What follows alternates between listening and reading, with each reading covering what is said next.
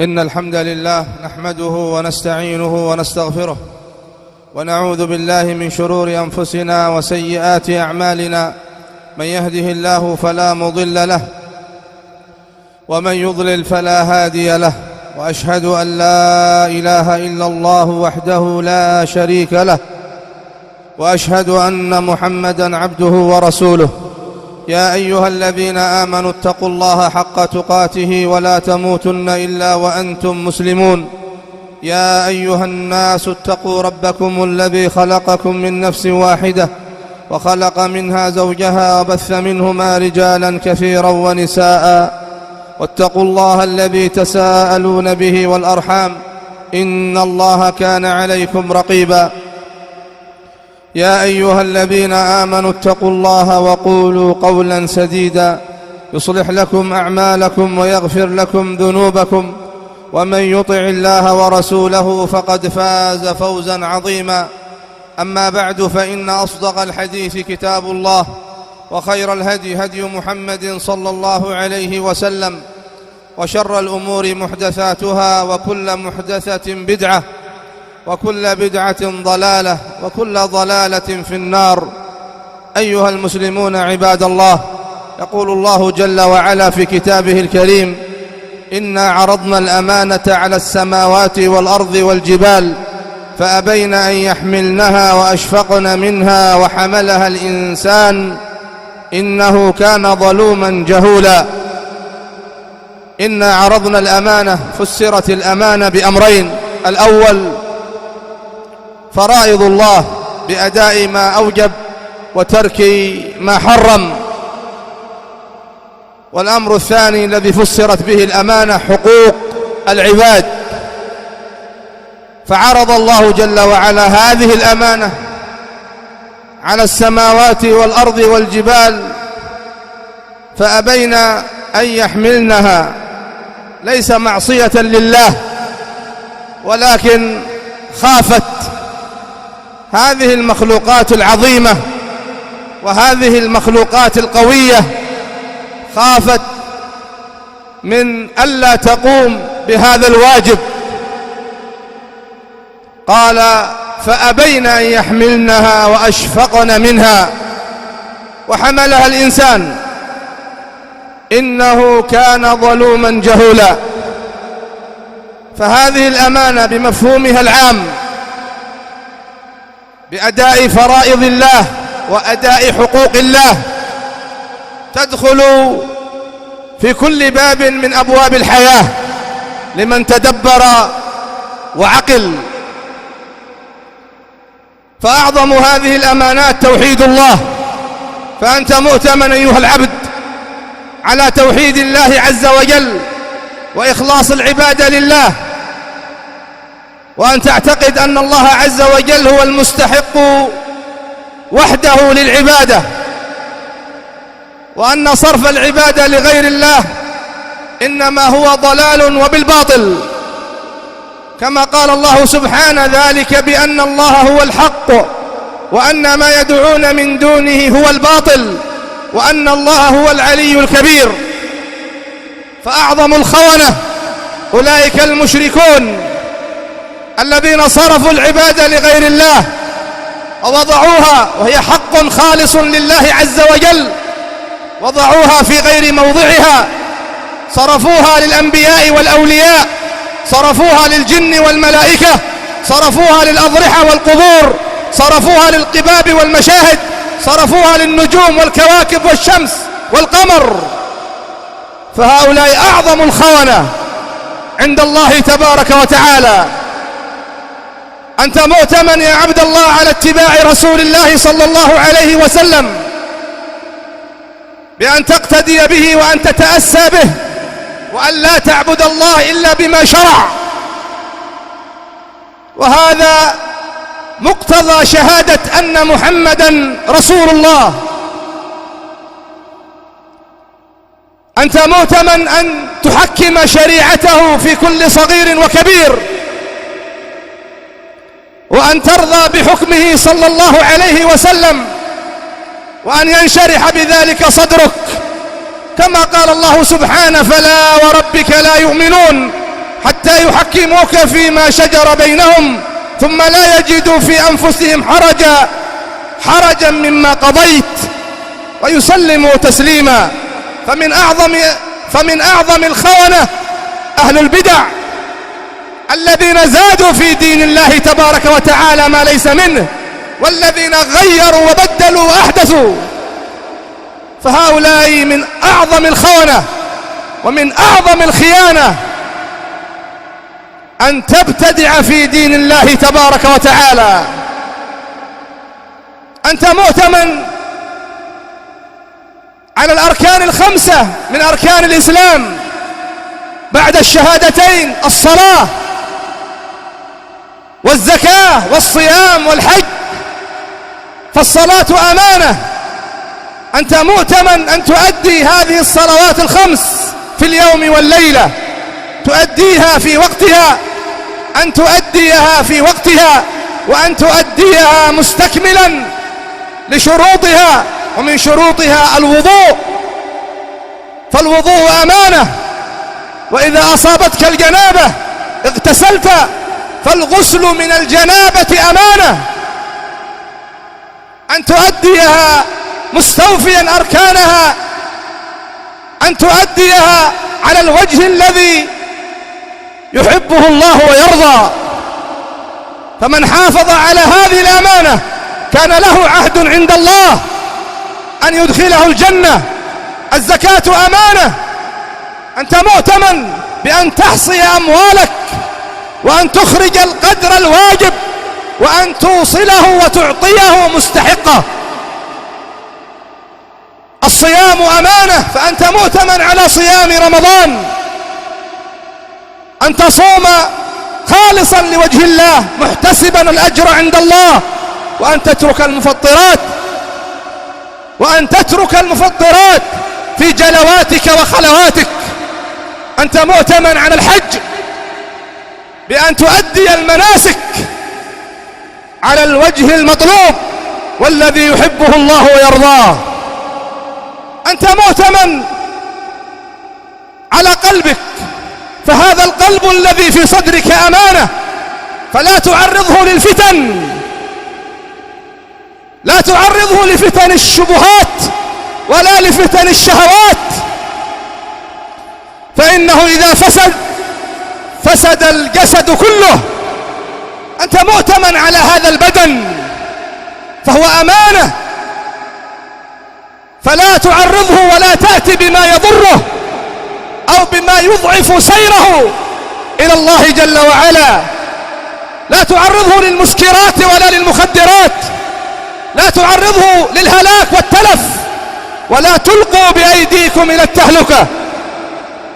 أنت مؤتمن على عينيك، فلا تنظر بها إلى ما حرم الله، مؤتمن على أذنيك، فلا تسمع بها ما حرم الله، مؤتمن على أنفك، فلا تشم به ما حرم الله، مؤتمن على لسانك، فلا تتكلم بما حرم الله، مؤتمن على يديك، فلا تبطش بها ما حرم الله، مؤتمن على رجليك، فلا تمشي بها إلى ما حرم الله، مؤتمن على فرجك، فلا تضعه فيما حرم الله، مؤتمن على بطنك، فلا تدخل فيها ما حرم الله. أنت مؤتمن على أبويك، لا سيما في كبرهما وعند ضعفهما وعدم قدرتهما وعجزهما. أنت مؤتمن عليهما رعاية ونفقة وخدمة وإحسانا ولطفا ولينا وحنانا وعطفا ومعاملة بالطيب. ولا تقل لهما أف، ولا تنهرهما، وقل لهما قولا كريما، واخفض لهما جناح الذل من الرحمة، وقل رب ارحمهما كما ربياني صغيرا. أنت مؤتمن على امرأتك، على زوجتك، فهي كالأسيرة عندك، فقم بهذه الأمانة رعاية ونفقة وكسوة وسكنا ومعاملة بالحسنى ومعاشرة بالمعروف، وعاشروهن بالمعروف، ولهن مثل الذي عليهن بالمعروف. أعطها حقها من غير منة ولا أذى. إذا هجرت فاهجر في المضجع، أمانة.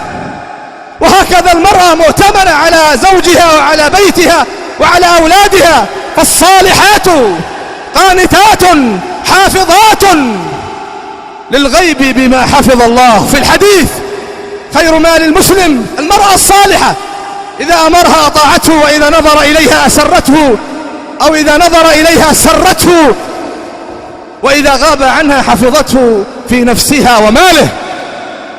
أنتما أيها الزوجان مؤتمنان على الأسرار الشخصية والعائلية، فلا يجوز أن تنشرا أسراركما ولو بعد الطلاق، ولو حصل الانفصال.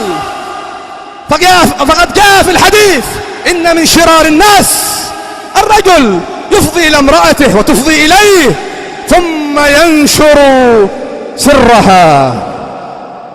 أنت مؤتمن على أولادك، الرجل والمرأة، الأب والأم. الأولاد أمانة من البنين والبنات، أمانة من حيث الرعاية والنفقة والكسوة والسكن والتعليم والتوجيه والنصح والإرشاد. أمانة. افتح عينيك، افتح عينيك وراقب أولادك واعتني بهم، فإننا في زمن مخيف، في زمن مخيف. ربما لو أغمضت عينيك ضاعوا يا عباد الله. العدل بين أولادك من القيام بالأمانة، فلا توقد بينهم نار الفتنة ولا الشحناء ولا البغضاء. جيرانك أمانة يا عبد الله. أنت مؤتمن على جيرانك بأن تغض بصرك عن العورات وأن لا تطلع على شيء من ذلك. أنت مؤتمن بالإحسان إليهم وبذل المعروف وكف الأذى. فإن من الجيران من هو مجرم خائن يريد السوء والفحشاء بجيرانه، يريد أن يوقع السوء والفحشاء بأولاد الجيران. قسم الله ظهره وهتك الله ستره، هذا الخائن المجرم. الجار، أنت مؤتمن على جارك. والله لا يؤمن، والله لا يؤمن، والله لا يؤمن. قالوا: من يا رسول الله؟ قال: من لا يأمن جاره بوائقه. يقول عليه الصلاة والسلام: ما زال جبريل يوصيني بالجار حتى ظننت أنه سيورثه. أقول ما تسمعون وأستغفر الله لي ولكم إنه هو الغفور الرحيم.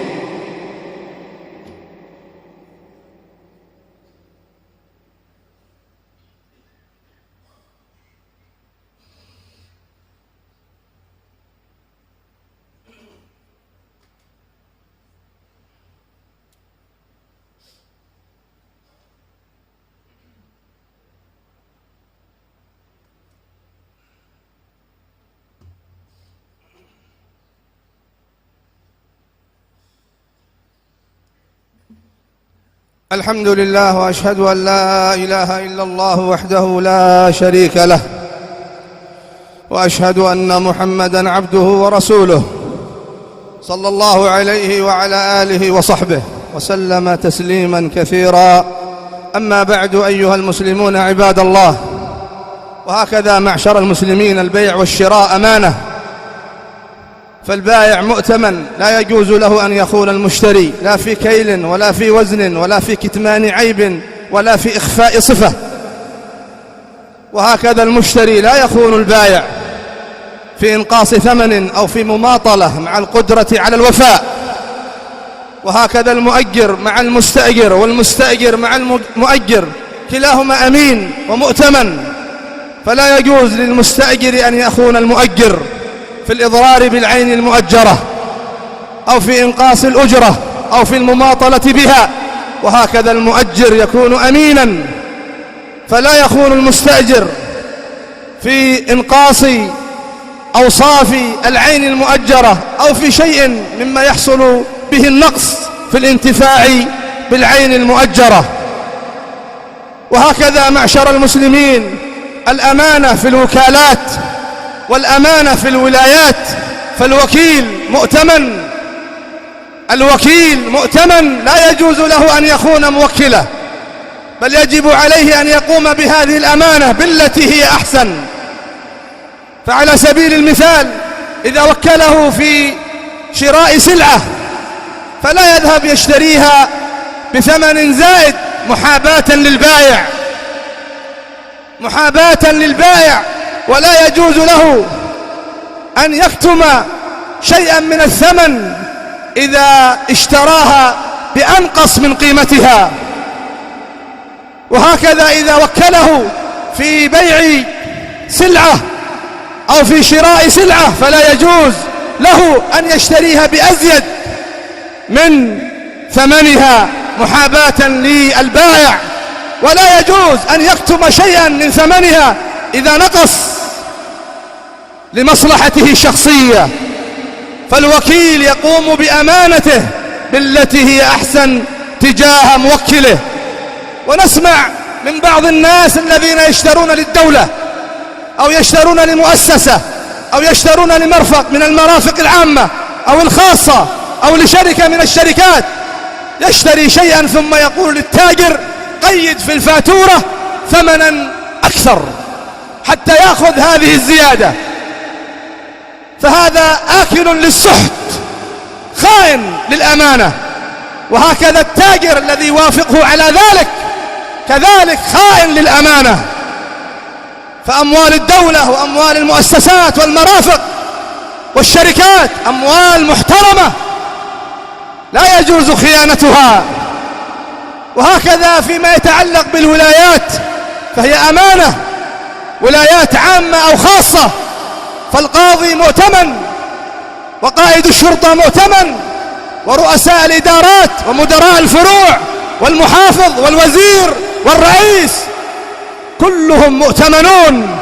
يجب عليهم أن يقوموا بهذه الأمانة بالتي هي أحسن، وأن يحافظوا على أوقاتهم أوقات أعمالهم ولو كان موظفا صغيرا، فكل ذلك أمانة. لا تقدم أحدا لمصلحة شخصية أو لمحاباة أو لتزلف وتملق، كل ذلك من الخيانة في الأمانة التي اؤتمنت عليها. وهكذا معشر المسلمين الأمانة في الولايات الخاصة من أموال اليتامى وأموال الأوقاف وأموال الوصايا، فكل ذلك من الأمانات. من قام عليها فيجب عليه أن يقوم بها على الوجه المطلوب. وهكذا المساجد الإمام مؤتمن والمؤذن مؤتمن، كل ذلك من الأمانات، كل ذلك من الأمانات التي يجب القيام